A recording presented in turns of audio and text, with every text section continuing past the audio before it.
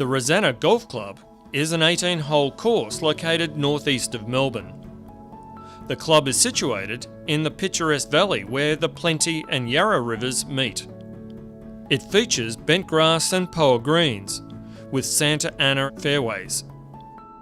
Craig Burleigh caught up with Superintendent Dean Bailey to discuss the challenges they've had with the disease Anthracnose, specifically how he controlled the outbreak and the preventative plans he has in place.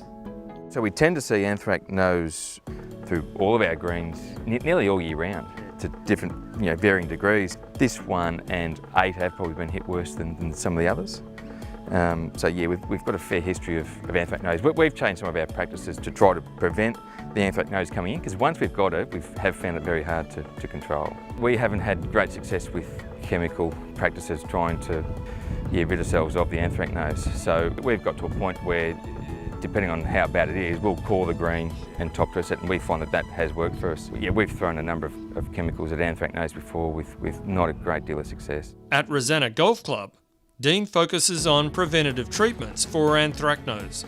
Craig asked Dean what signs he looks for to trigger a preventative treatment.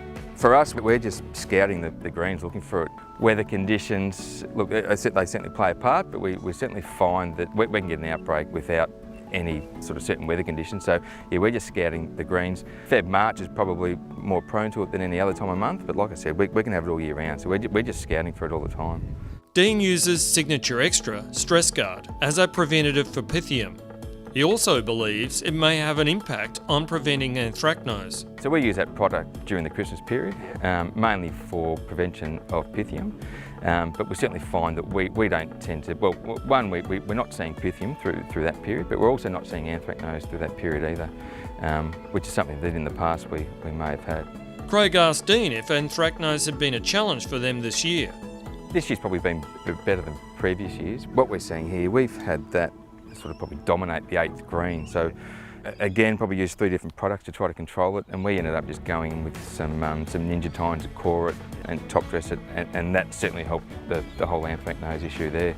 But putting a chemical on this situation is much better than disrupting the greens with a coring. It is Dean's belief that it is only a matter of time before an outbreak of anthracnose. This is why he's added some preventative practices to his control plan to reduce the risk. Yeah, we're certainly just waiting for an outbreak. We have changed a few other measures around, like our fertilising practices have changed a little bit. We're not letting the turf get so hungry, so that's probably helped a little bit as well. Just not stressing them out as much as we used to. So we are seeing less anthracnose. It's still very hard to control once we do get it.